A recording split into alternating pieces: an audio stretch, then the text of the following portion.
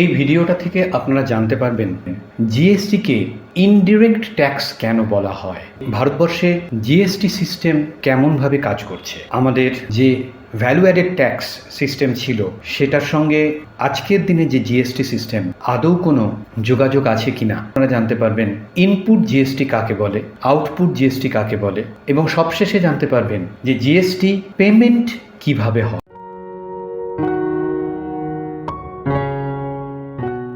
জিএসটির full form হলো goods and service tax.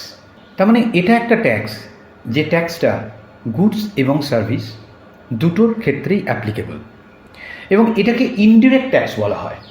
কেন না, আমরা জানি আমরা যে ইনকাম করি সেই ইনকামের ওপর আমরা নিজেরাই ট্যাক্স দিই ডিরেক্টলি গভর্নমেন্টকে, তাই ইনকাম ট্যাক্সটাকে ডিরেক্ট ট্যাক্স বলা হয়।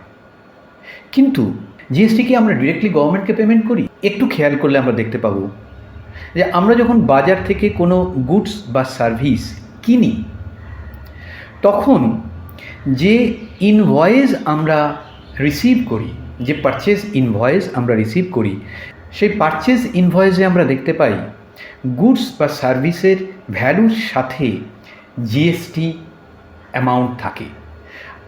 অর্থাৎ আমরা যার কাছ থেকে পারচেজ করছি তাকে গুডস বা সার্ভিসটি কেনার সময় জিএসটি পেমেন্ট করি, সে আমাদের কাছ থেকে জিএসটি কালেকশন করে গভর্নমেন্টকে পেমেন্ট করে। তো এটা গভর্নমেন্ট জিএসটি কালেকশন করছে আমাদের কাছ থেকেই, কিন্তু ইনডিরেক্ট ওয়েতে, অর্থাৎ আমরা ডাইরেক্টলি গভর্নমেন্টকে জিএসটি পেমেন্ট করছি না। আমরা যার কাছ থেকে সার্ভিস বা গুডস পারচেজ করছি তাকে জিএসটিটা পেমেন্ট করছি এবং সে গভর্নমেন্টকে পেমেন্ট করছে। তাই গুডস অ্যান্ড সার্ভিস ট্যাক্সকে ইনডিরেক্ট ট্যাক্স বলা হয়।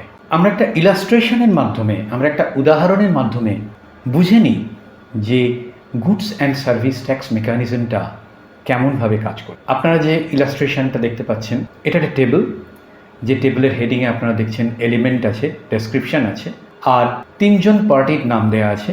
প্রথমজন ম্যানুফ্যাকচারার, দ্বিতীয়জন রিটেলার এবং থার্ড পার্টি হচ্ছে কনজিউমার। এবারে আমরা এলিমেন্ট ওয়াইজ এই উদাহরণটাকে দেখতে শুরু করি। ম্যানুফ্যাকচারের কাছে কস্ট হলো 1 লাখ টাকা। এবার ম্যানুফ্যাকচারার তার উপর 5,000 টাকা যদি প্রফিট করে তাহলে ম্যানুফ্যাকচারের কাছে সেল প্রাইস দাঁড়াবে 1,05,000 টাকা।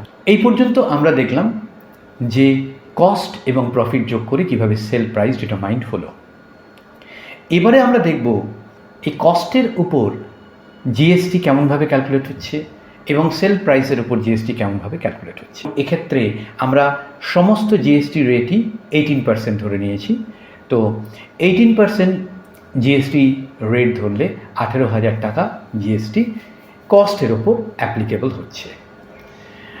আর সেলসের ওপর জিএসটি কত, সেলস প্রাইস কত? সেলস প্রাইস হচ্ছে 1,05,000 টাকা, তার উপর 18% হলে 18,900 টাকা হচ্ছে।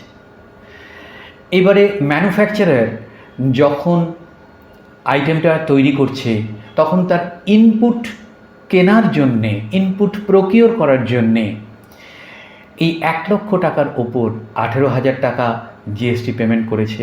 আবার সে যখন সেল করছে তখন 1,05,000 টাকার ওপর 18,900 টাকা জিএসটি কালেকশন করেছে।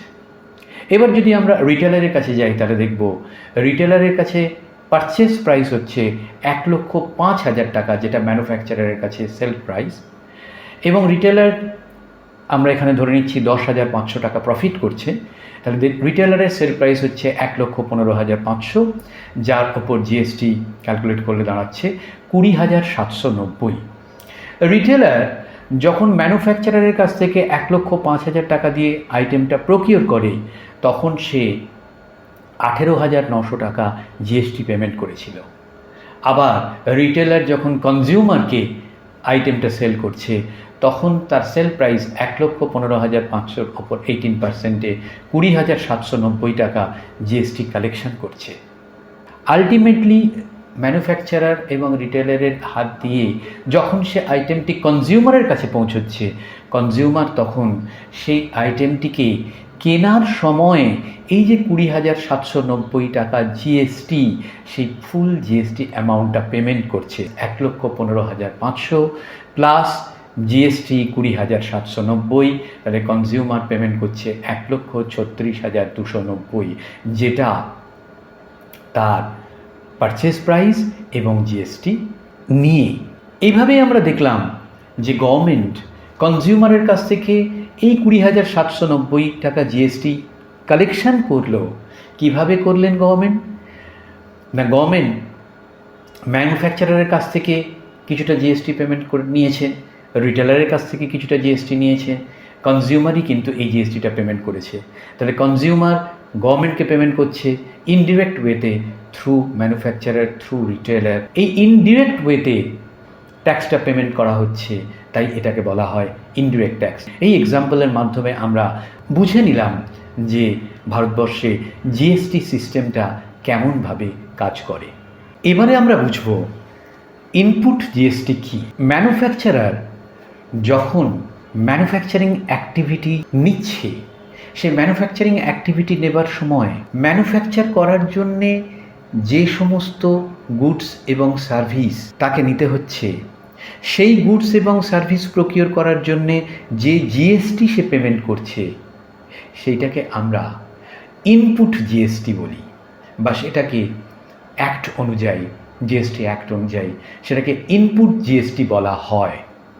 অর্থাৎ ম্যানুফ্যাকচারারের ম্যানুফ্যাকচারিং প্রসেসের জন্যে যে ইনপুট প্রকিওর করতে হচ্ছে, সে গুডসও হতে পারে বা সার্ভিসও হতে পারে, তার উপর যে জিএসটি পেমেন্ট করা সে করে, সেটাকে ইনপুট জিএসটি। এখানে আমরা ম্যানুফ্যাকচারার শব্দটাকে একটা এক্সাম্পল হিসেবে বললাম। অ্যাকচুয়ালি ম্যানুফ্যাকচারার বা রিটেলার যেই হোক না কেন, সে ইনপুট প্রকিওর করার সময়, অর্থাৎ ইনপুট সাপ্লাই অফ গুডস বা input supply of service, input প্রকিওর করার সময় যে জিএসটিটা পেমেন্ট করে তাকে বলা হয় ইনপুট জিএসটি। এবারে আমরা বুঝবো আউটপুট জিএসটি কাকে বলে। ম্যানুফ্যাকচারারের আউটপুট এলিমেন্ট সেল করার সময় যে জিএসটি সে কালেকশন করছে, সেটাকে যেমন আউটপুট জিএসটি আমরা বলছি, তেমন রিটেলার যখন কনজিউমারকে সেল করছে যে জিএসটি কালেকশন করছে, সেটাকে আউটপুট জিএসটি বলছি। অর্থাৎ সেল করার সময় যে জিএসটি কালেকশন হচ্ছে, সেটা ম্যানুফ্যাকচারারই হোক বা রিটেলারই হোক, এই জিএসটিটাকে আউটপুট জিএসটি বলা হয়। এবারে আমরা বুঝব এই জিএসটি সিস্টেম, আগের যে ভ্যাট সিস্টেম, এই দুটোর মধ্যে সম্পর্ক কী। আমরা একই এক্সাম্পলকে আরেকবার অ্যানালিসিস করব।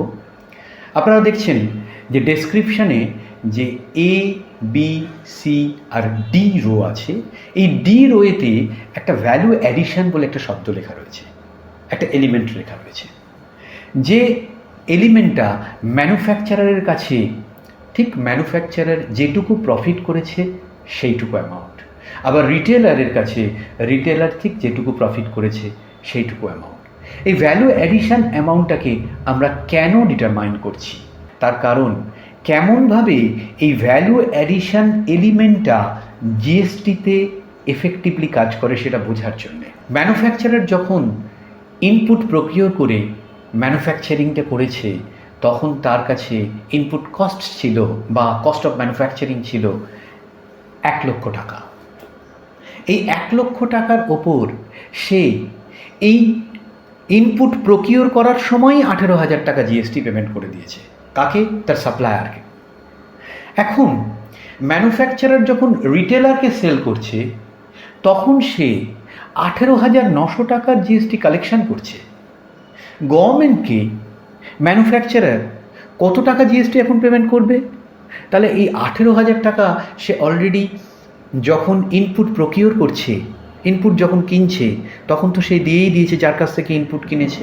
তাহলে কি আবার এই 18,900 টাকা এটাকেও সে গভর্নমেন্টকে পেমেন্ট করবে?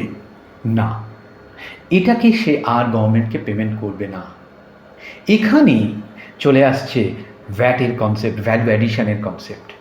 কেন না, এই যে তার হাতে যতটুকু ভ্যালু অ্যাডিশন হয়েছে, অর্থাৎ সে যেটুকু প্রফিট করেছে, এই 5,000 টাকা, এই 5,000 টাকার উপর 18%, অর্থাৎ 900 টাকা, এই 900 টাকা সে গভর্নমেন্টকে পেমেন্ট করবে।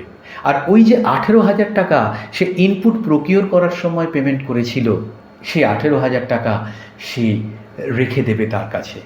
অর্থাৎ রিটেলারের কাছ থেকে সে যখন 18,900 টাকা জিএসটি কালেকশন করবে, তখন 18,000 টাকা সে অলরেডি গভর্নমেন্টকে পেমেন্ট করেছে, তাই ওই টাকাটা আর তাকে পেমেন্ট করতে হবে না। এখন সে যেটা পেমেন্ট করবে সেটা হলো 900 টাকা।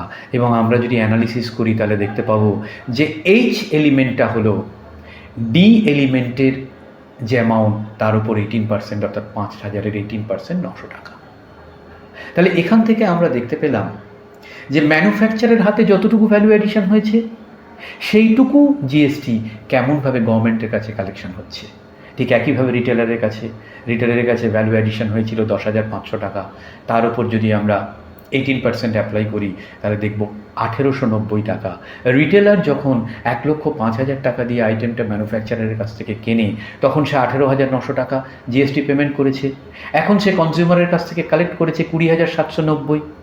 সে অলরেডি যেহেতু 18,900 টাকা জিএসটি পেমেন্ট করেছে, তাই 20,790 থেকে সে 18,900 টাকা জিএসটি যেটা আগে পেমেন্ট করেছে সেটুকু রেখে দেবে, রেখে দিয়ে গভর্নমেন্টকে পেমেন্ট করবে 1,890 টাকা। তাহলে কনজিউমার এই যে 20,790 টাকা পেমেন্ট করলো, এই 20,790 টাকাই গভর্নমেন্টের কাছে পৌঁছলো। কার কার হাত দিয়ে পৌঁছলো? ম্যানুফ্যাকচারারকে যারা ইনপুট সাপ্লাই করেছিল তাদের হাত দিয়ে 18,000 টাকা পৌঁছলো, ম্যানুফ্যাকচারের হাত দিয়ে 900 টাকা পৌঁছলো, এবং রিটেলারের হাত দিয়ে 1,890 টাকা পৌঁছলো। তাহলে 18,000 প্লাস 900 প্লাস 1,890, এই টোটাল 20,790 টাকা গভর্নমেন্ট জিএসটি পেমেন্ট পেল। কার কাছ থেকে? কনজিউমারের কাছ থেকে, through supplier of manufacturer, through manufacturer and through retailer. এটা যদি না হতো তাহলে জিএসটিতে ক্যাসকেডিং এফেক্ট হয়ে যেত, অর্থাৎ ট্যাক্সের ওপর ট্যাক্স হয়ে যেত। একবার 18,000 টাকা গভর্নমেন্ট নিতেন, আবার 18,900 টাকা গভর্নমেন্ট নিত, 20,790 টাকা গভর্নমেন্ট নিত। আলটিমেটলি তা তো গভর্নমেন্টের উদ্দেশ্য নয়। গভর্নমেন্টের উদ্দেশ্য হচ্ছে জিএসটিটা ভ্যালু অ্যাডিশন বেসিসে কালেকশন করা।